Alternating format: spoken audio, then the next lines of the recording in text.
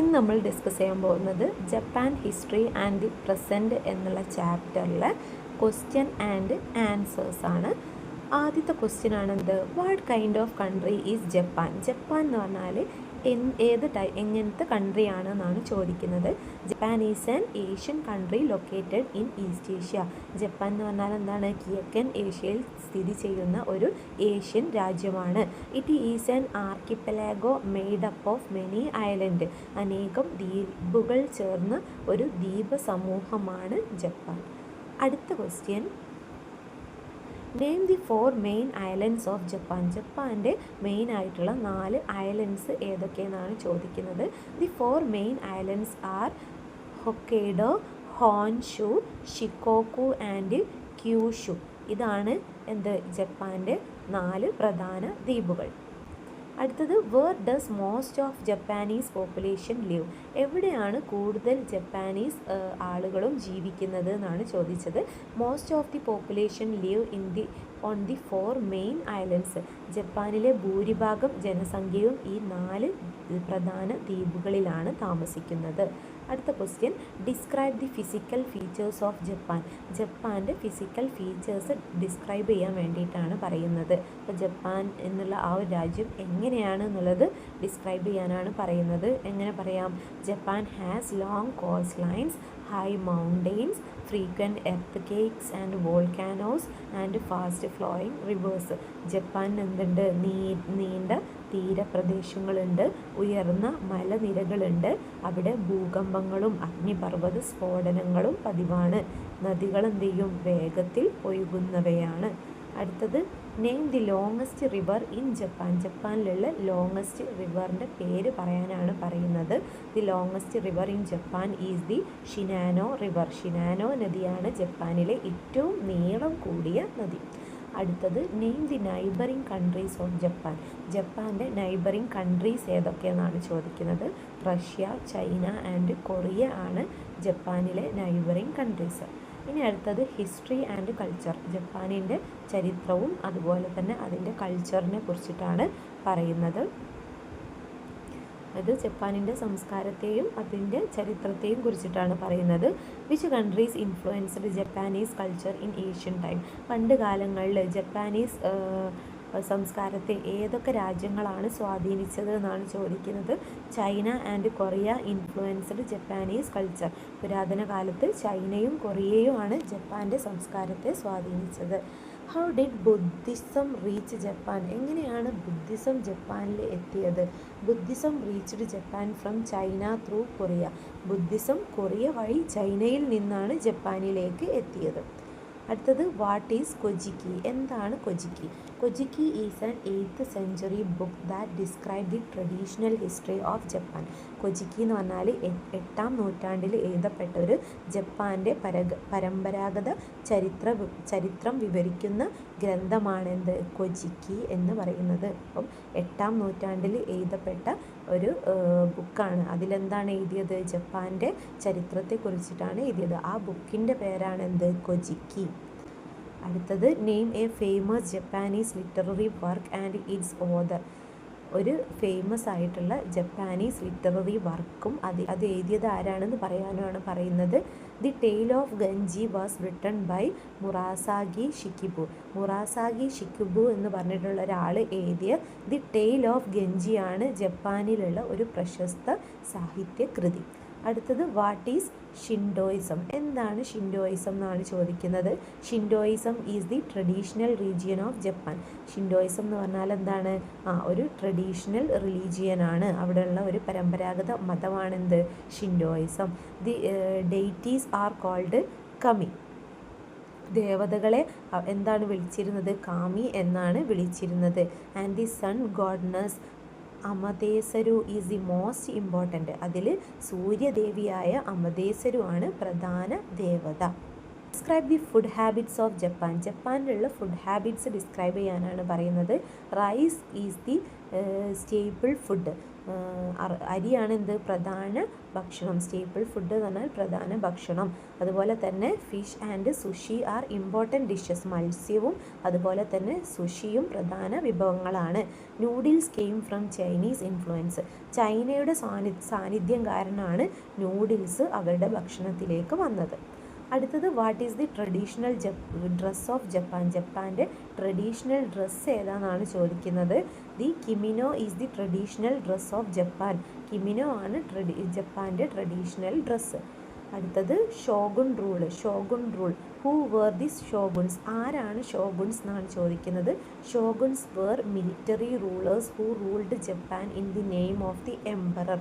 അതായത് ചക്രവർത്തിയുടെ പേരിൽ ജപ്പാൻ ഭരിച്ച സൈനിക ഭരണാധികാരികളാണ് ആര്? ഷോഗുനുകൾ. അടുത്തത് ഹൂ വേർ ദൈമ്യോ. ദൈമ്യോ എന്ന് പറഞ്ഞാൽ ആരാണ്? Daimyo were feudal lords who controlled provinces. ജപ്പാനിലെ വിവിധ പ്രവിശ്യകൾ ഭരിച്ച ഫ്യൂഡൽ പ്രഭുക്കളായിരുന്നു ദൈമ്യോകൾ. Who were samurais. ആരാണ് സമുറൈസ് എന്നാണ് ചോദിക്കുന്നത്. Samurais were warrior soldiers who served the shoguns and daimyo. ഷോഗുനുകളെയും ദൈമ്യോകളെയും സേവിച്ച യോദ്ധാക്കളാണ് ആര്? സമുറായികൾ എന്ന് പറയുന്നത്. ഇനി അടുത്തത് മൈജി റെസ്റ്റോറേഷനിലുള്ള ക്വസ്റ്റ്യൻസ് ആണ്. What was Meiji restoration? എന്തായിരുന്നു Meiji restoration? The Meiji restoration was the return of power to the emperor in 1868 and the start of the modernisation. MyG restoration എന്ന് പറഞ്ഞാൽ എന്താണ്?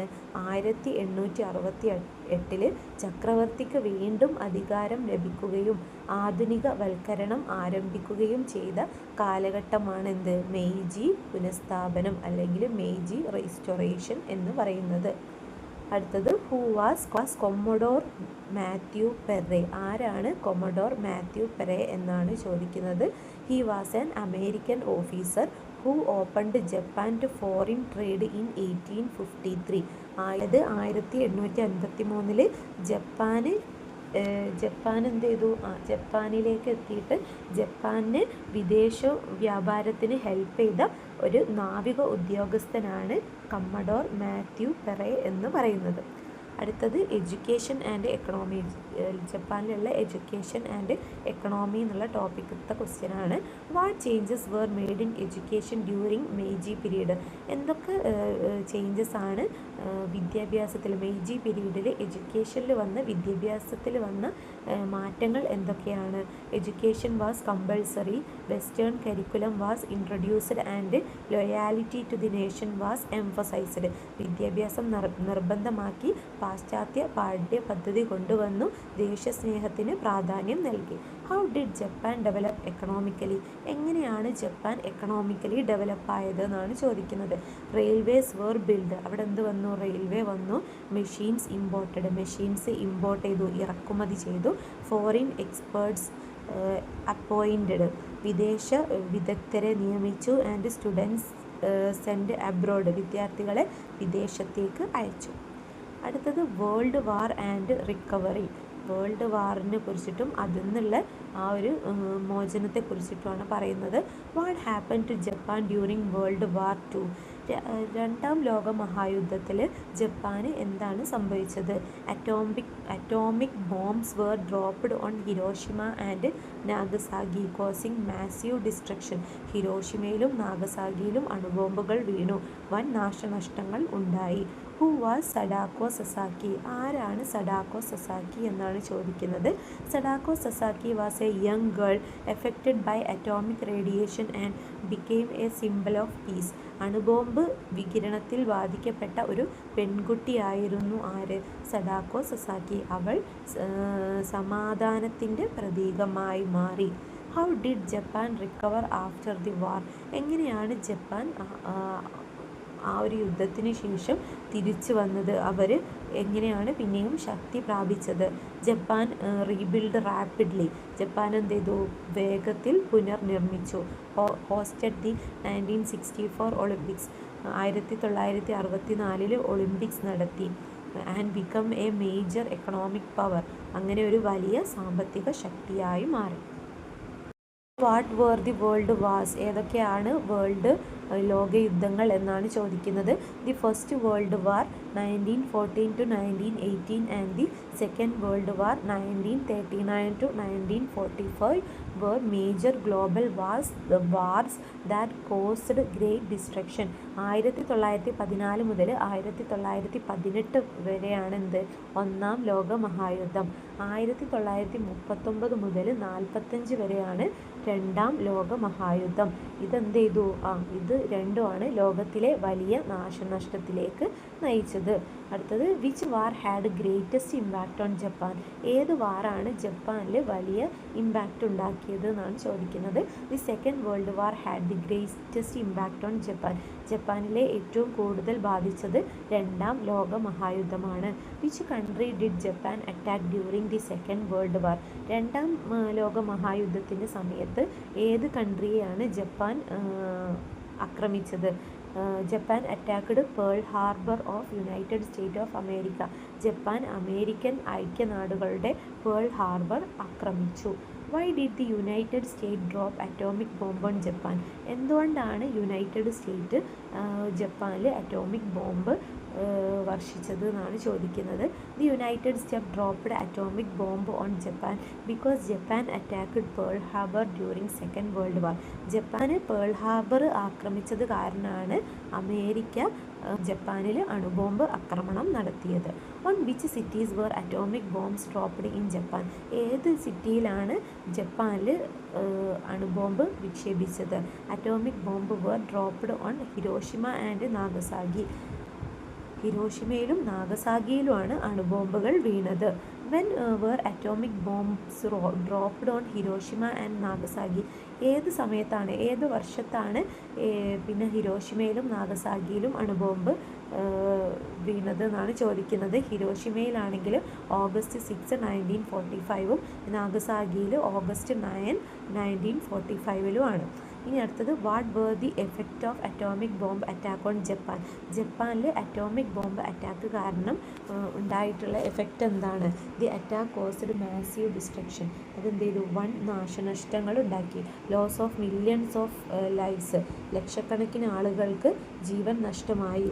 And long term suffering due to radiation, ദീർഘകാല വികിരണ ദുരിതവും ഉണ്ടാക്കി. What happen to Japan after second world war? Second world വാറിന് ശേഷം ജപ്പാന് എന്ത് സംഭവിച്ചു? Japan was completely ഡിവാസ്റ്റേറ്റഡ്. ജപ്പാൻ എന്ത് ചെയ്തു? പൂർണ്ണമായും തകർന്നു. Its military was disbanded. അതിൻ്റെ മിലിറ്ററി അതായത് സൈന്യത്തെ പിരിച്ചുവിട്ടു. And new constitution was introduced under US supervision. പുതിയ ഭരണഘടന നിലവിൽ വന്നു. What illness did Sadako Sasaki suffer from? എന്ത് അസുഖമായിരുന്നു സഡാക്കോ സസാക്കിയെ ബാധിച്ചത്? Sadako Sasaki suffered from leukemia caused by atomic radiation. Atomic radiation കാരണം ഉണ്ടാകുന്ന ലുക്കീമിയയാണ് ബാധിച്ചത്. What is the belief behind making 1000 paper cranes? 1000 paper കൊക്കുകൾ ഉണ്ടാക്കുക എന്നുള്ളതിന് പിന്നിലെ വിശ്വാസം എന്താണ്? The Japanese believed that if a person made 1000 paper cranes their wish would come true. 1000 paper ക്രെയിനുകൾ ഉണ്ടാക്കിയാൽ അവരുടെ ആഗ്രഹം സഫലമാകുമെന്നാണ് ജപ്പാനിലെ വിശ്വാസം. How many paper cranes did Sadako make before her death? എത്ര പേപ്പർ ക്രെയിൻസ് ആണ് സഡാക്കോ ഉണ്ടാക്കിയത് അവളുടെ മരണത്തിന് മുന്നേ? Sadako made 644 paper cranes before she died.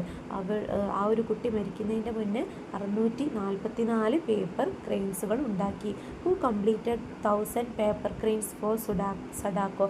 സഡാക്കോക്ക് വേണ്ടിയിട്ട് 1000 പേപ്പർ ക്രെയിൻസുകൾ ഉണ്ടാക്കി കൊടുത്തത് ആരാണ്?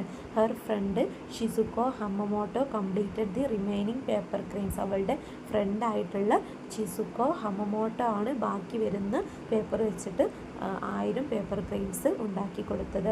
What does Sadako story teaches? എന്താണ് സുഡാക്കോയുടെ ആ ഒരു സ്റ്റോറി നമ്മളെ പഠിപ്പിക്കുന്നത്? Sadako story teaches the importance of peace and the horrors of war. സുഡാക്കോയുടെ കഥ യുദ്ധത്തിൻ്റെ ഭീകരതയും സമാധാനത്തിൻ്റെ പ്രാധാന്യവും നമ്മളെ പഠിപ്പിക്കുന്നു. How did Japan recover after the war? എങ്ങനെയാണ് ജപ്പാൻ ആ ഒരു യുദ്ധത്തിന് ശേഷം തിരിച്ചു വന്നത്?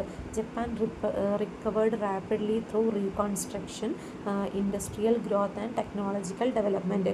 പുനർനിർമ്മാണത്തിലൂടെയും വ്യവസായ സാങ്കേതിക പുരോഗതിയിലൂടെയും അതുപോലെ ജപ്പാൻ എന്ത് ചെയ്തു? വേഗം പുനർജീവിച്ചു എന്നാണ് പറയുന്നത്.